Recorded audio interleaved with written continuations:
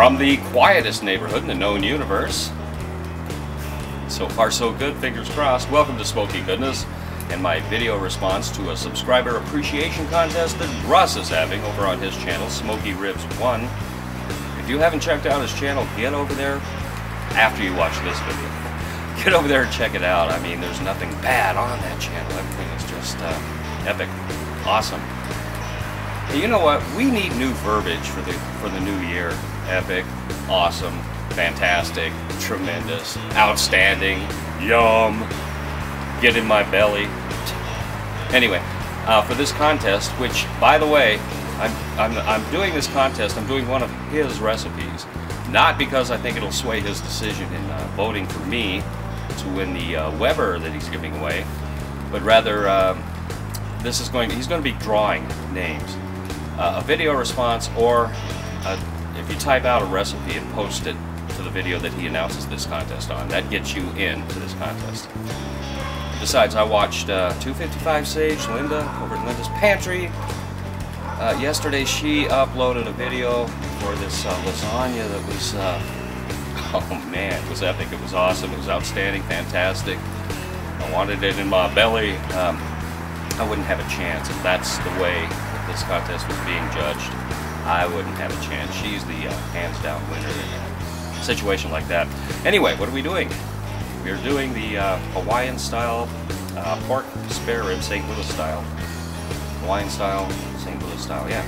St. Louis cut, Hawaiian Style pork spare ribs. A couple of changes. I'm sticking as close as I can to his recipe, but I'm going to make a couple of changes. A couple of them out of necessity, and one of them, got to use the Smokenator on this. It's just got to be done. This recipe is screaming, Smokinate me. So we're doing that. Let's step into the Wayback Machine. I prepared this rack of ribs last night. I wanted the good stuff sitting on the ribs overnight, which is what I did. So let's step into the Wayback Machine. This is how I prepared this rack of ribs last night. Stick around, Herb. Welcome to the darkest and smallest kitchen in the known universe, and welcome back to yesterday. As you can see, this is a pretty big rack. I'm not really going to trim them up any more than they've already been trimmed up. This one side here does look a little thinner, but I figure as low and slow as we're going to go with this rack of ribs, it'll be okay. Alright, first thing we want to do is get rid of this flap right here, this flap meat. Just want to cut that away.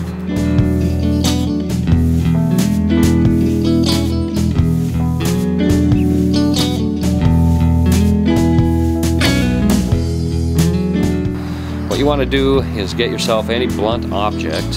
Here I'm using a butter knife. You want to find yourself a bone, preferably toward the end of the rack of ribs, and you want to just take your blunt object, skate across the top of the bone under the membrane, and it will easily peel right up. Grab yourself a paper towel for better grip, and it should just come off very easily. Alright, next step here. I'm actually doing this in the reverse order that Russ did. This is the way I've been doing it for years. I'm starting off with some yellow mustard. I'm going to liberally coat both sides of this rack with the mustard. This will help everything else bind to the meat overnight. It's going to be good.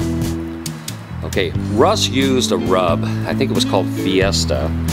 And I do believe he described some of the ingredients that were in it, or what it was supposed to taste like. Anyway, I looked all over Tornado Alley during the last 3 or 4 days, and I could not find Fiesta rub anywhere. So, in a pinch, Tango Spice to the rescue. This is chicken rib rub from Tango Spice. I think Tango Spice chicken rib rub will work equally as well as Fiesta rub. So, that's what I'm using. It would appear that this bottle, or this container, is just about empty. I'm going to have to make another order here pretty soon.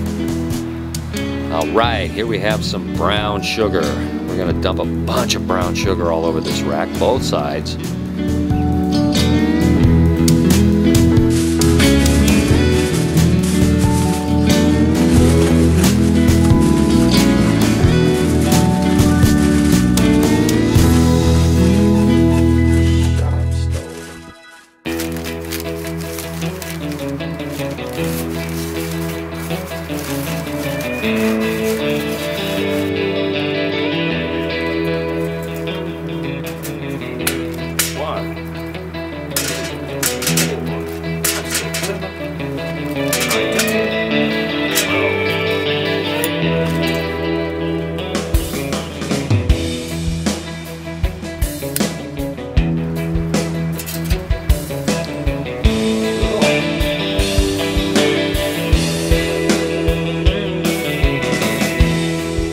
don't worry about the fact that these coals are not glowing red hot yet. These are natural charcoal briquettes. They're made from natural hardwoods. They are pressed together using pressure. There are no binders or anything like that you would find in certain other brands. Alright.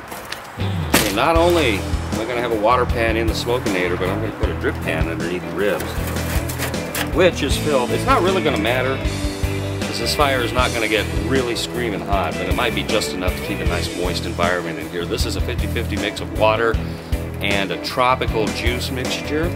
You'll be seeing a lot more of that very soon.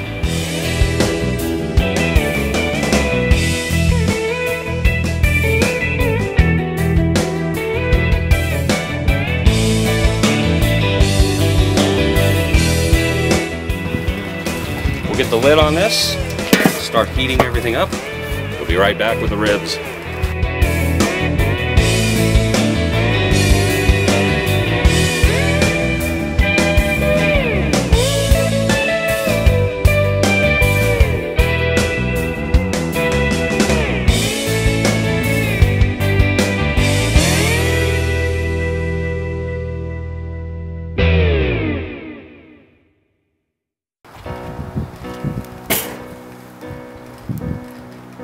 Alrighty, my trusty oven thermometer is going right here, and I'd say we're good to go.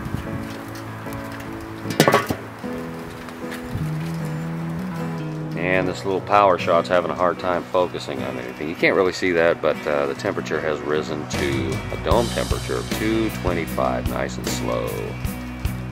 Beautiful. Here are those briquettes. They're Nature's Grilling brand. They're all natural. They're just pressed hardwood. There are no binders, fillers, anything like that. Nothing to enhance the burning. It does take these things a little longer to get going, but once they get going, they last a good long time. At least in my experience. So that's what we're using in the Smokenator today. Alright, we're 1 hour in. Top off the tank, as it were.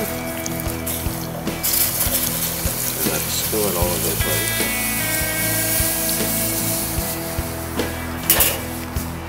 Okay, here I have a squirt bottle, a spray bottle. This is full of that tropical juice mixture I'm going to be using throughout this cooking process. I'm just going to get the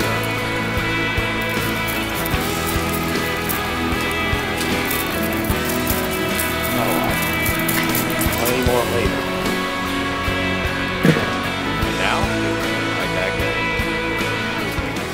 Alright, time is moving on. The light is faded completely away. Of course, the dog is barking again. Shut up, dog. I'm kind of stoke the fire a little bit. I don't really need to, but I can do it.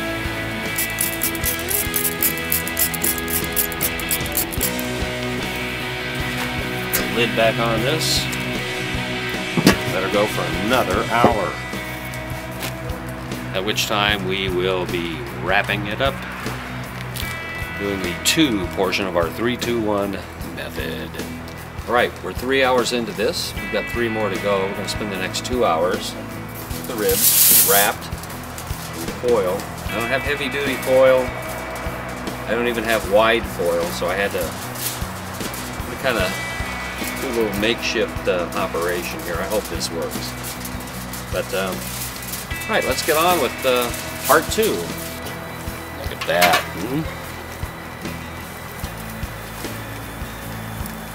Oh, yeah, these are coming along really nicely. Let's get rid of that for a second.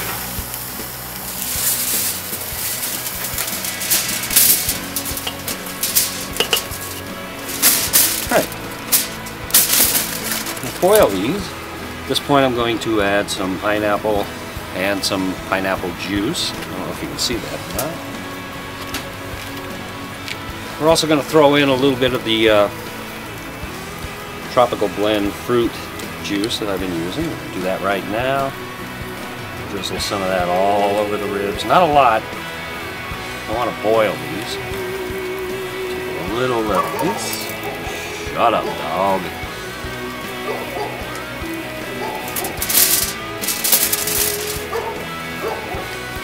Yes, even the pineapple all over those ribs.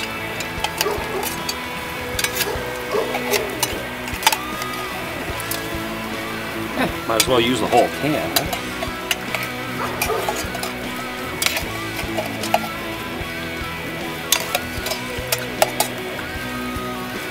Seal them up tight.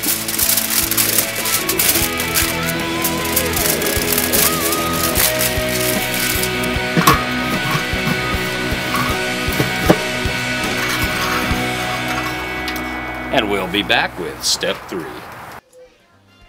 Okay, we've got about 20 minutes left to go on the second step of this process, the foiled process, the foiled part. Whatever, you know what I'm trying to say.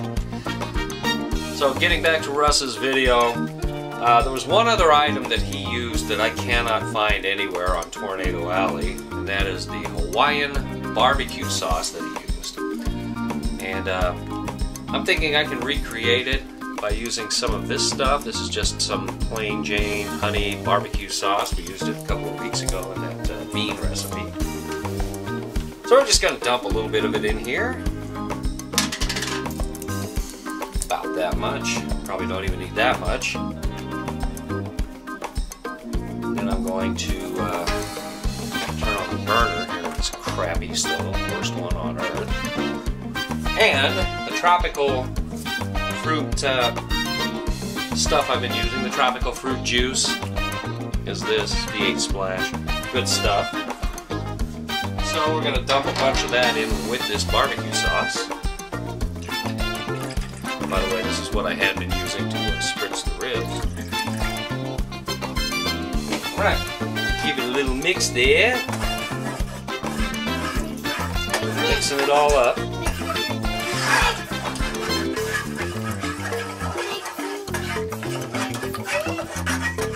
Alright, we're going to let this simmer on the stove here for about 20 minutes, like I said, and we'll move on to the third and final step.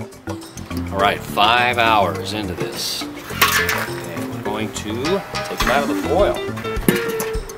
Before I do that, since my water pan is dried, I do want to keep the moisture up on this. Add some more. Take a look at these.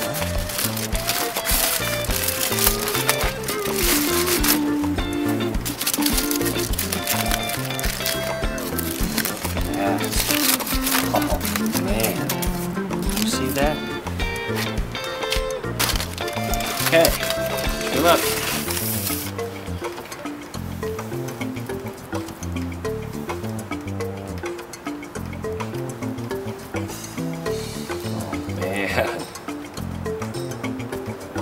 I have no words.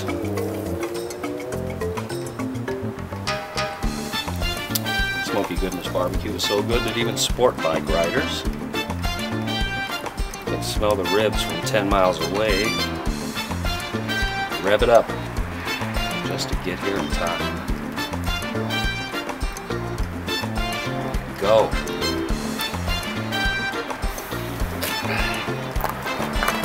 Oh yeah! Alright, we're going to let this go for 1 more hour. Then, a feast will ensue. We made it. We're here. It's been 5 hours. Whoa. It's going to require 2 pairs of tongs. See how good they smell. Rabbits on this cutting board and in the house. Oh yeah, oh yeah.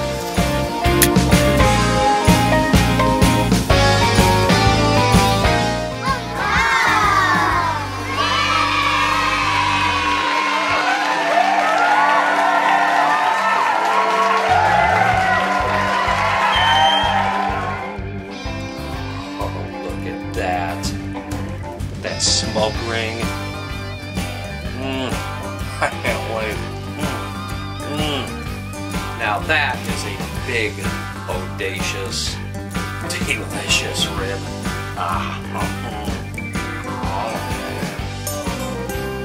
And you can taste the Hawaiian-ness of this too. Perfect rib. Perfect recipe. Perfect evening. Perfect everything. Stick around, Herb.